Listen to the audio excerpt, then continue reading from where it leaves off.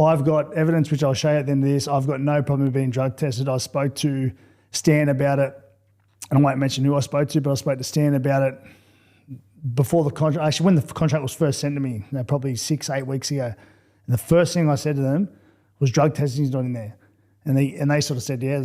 And I said, well, that's the first thing he's going to carry on about, what happened at Cronulla 14 years ago. And they said, oh, okay. They said, it's a good selling point. I said, no, it's not. I said, no, it's not a good selling point, mate. I said, I've got kids. I work in the community. It's not a good selling point at all. It's not something that should be spoken about. I said, he's got a very, very checkered past. I said, I'm not going to bring up a single thing about his past because I'm not going to sell my soul to sell a fight. I'm not going to go and say things that will affect his family. And there's a fine line here about what you say that will affect his family and what you won't. But I think as a bloke, I understand the difference. I understand the difference of what I will say and what I won't say. And I won't bring up things he done in the past that will embarrass his family. I'm not going to do that. That's not who I am. And I think as a bloke, you shouldn't do that. And he's got to remember what happened 14 years ago at Cronulla wasn't my fault. He made out like it wasn't my fault, like it was only me, like I was the one who introduced and supplied everything to the club. I didn't do it. That wasn't me.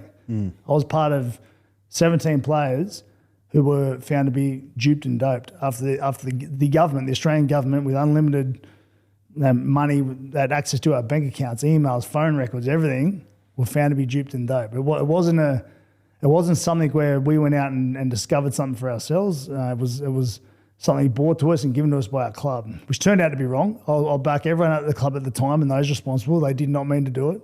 It wasn't on any ban list at the time. But what happened, and I can't change it now, but it was 14 years ago. So you bring it up now when your kids come home from school and ask you about it when they weren't even born. It's like, I want to come out and hammer him and say certain things that he's done in the past, but as a man, as a bloke, I just won't do it. Do you think he crossed that line there then? Yeah, he did, but I don't hate him for it because, to be fair, I sort of pity him a little bit. He's just a fucking dumbass. He's not that smart. Like, he's really not. He's not smart enough to come think of anything else. Like, I said to Stan a month before this happened, I said, that's the first he's going to go to because that's all he's got.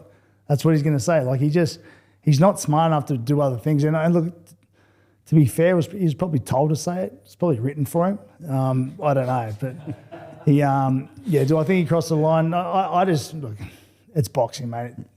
At the end of the day, the dirtier it gets in boxing, the better the pre-sales are, the better the ticket sales are, which is what I'm in it for. So I'm not fussed by it, but all I know is as a man, as a bloke, I'm not going to go down that path.